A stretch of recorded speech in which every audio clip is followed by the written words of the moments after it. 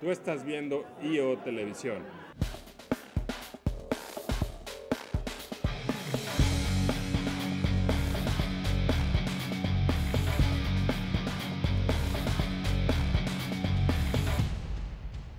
Welcome to EOtv. I'm Andrea Collins. And I'm Randall Mauricio. This is your weekly Entrepreneurs Organization webcast. And on this week's show, we say good day, mate, to our EO Sydney chapter. I got to work on it now. Was that British?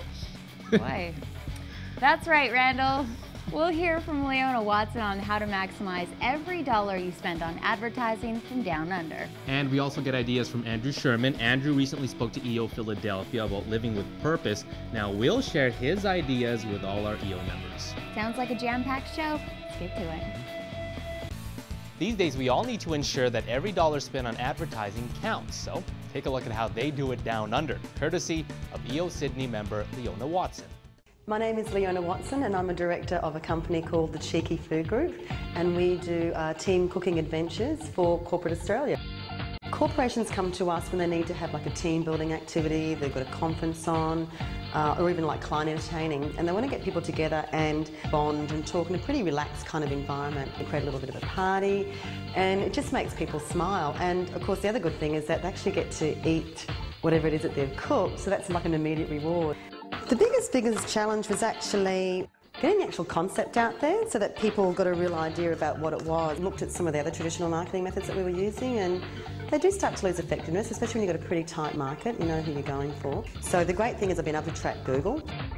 What I found was that after about the first 4 months, I actually felt a lot more confident with it, so I started putting a bit more money into it.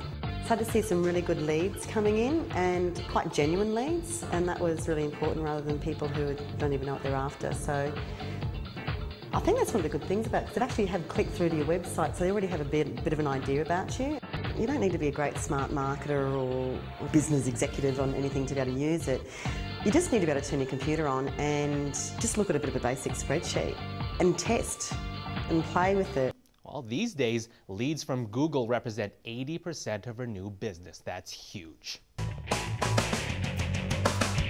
Steve Kearley, owner of Benson, Kearley & Associates, shares what he's gained by giving to the leadership of EO and the value of the experience.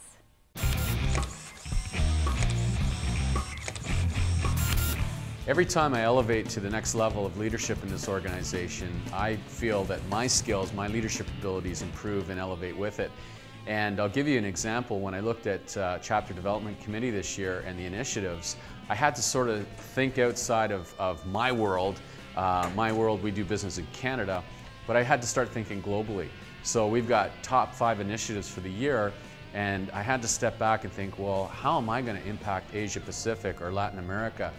And although I don't have the answers yet, we've got a lot of brilliant minds. We're going to sit down and do some planning. But one thing I've realized is it's going to give me an opportunity that I will never have in my business, and that is to impact or help run an organization on a global basis. That's just not my world. So I'm really looking forward to being able to think on a global scale. And quite honestly, this leadership position is giving me an opportunity I'll never have otherwise. As an EO leader, I feel for every hour I give to this organization in my time, I get in return 4 hours of value. I can't speak enough of the friendships I've made, the once-in-a-lifetime opportunities I've had, and the ability for me to grow both personally and in my business career.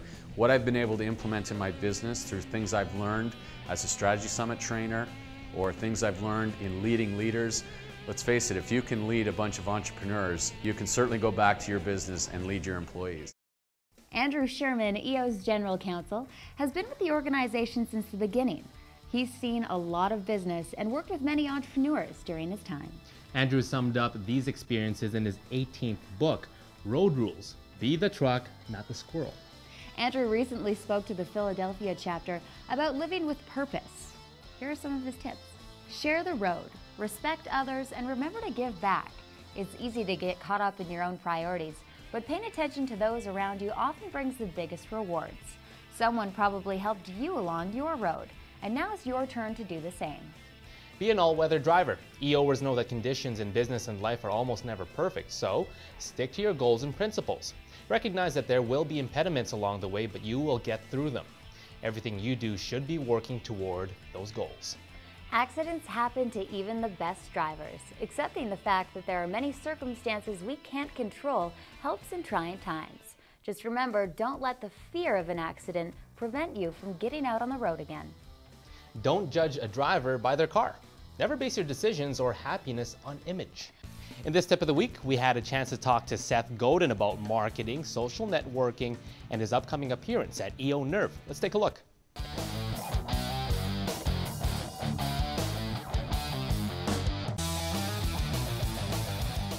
If we look at what traditional organizations do, traditional businesses, they get better at what they did yesterday, a little faster or a little cheaper, because that's the idea of management. Management is getting predictable outputs from your staff. What entrepreneurs do, on the other hand, is they build something bigger than themselves, build something new, they build something important.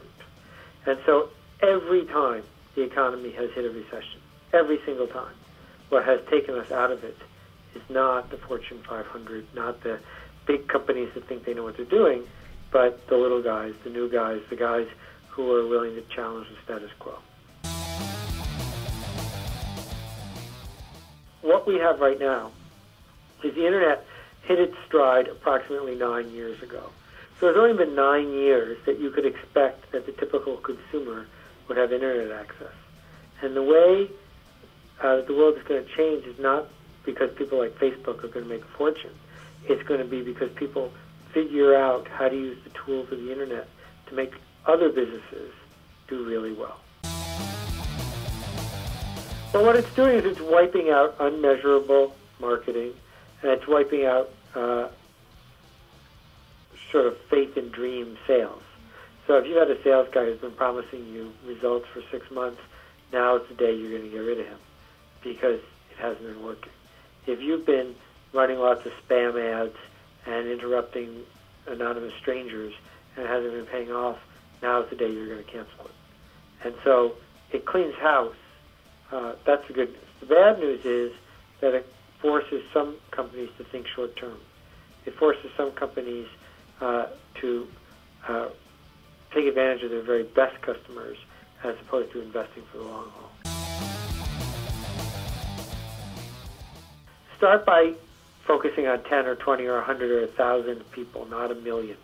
A few people who really need what you have, who are excited about it, who want to talk about it. Make it easy for those people to spread the word. Make it easy for the new people to give you permission to follow up. Organically build a cult, which then becomes a group, which then becomes a tribe, which then becomes a market. And that takes time, but it's cheap. So you ought to be willing to invest to make it happen. There are other things that are not really meant to be harnessed, like hummingbirds.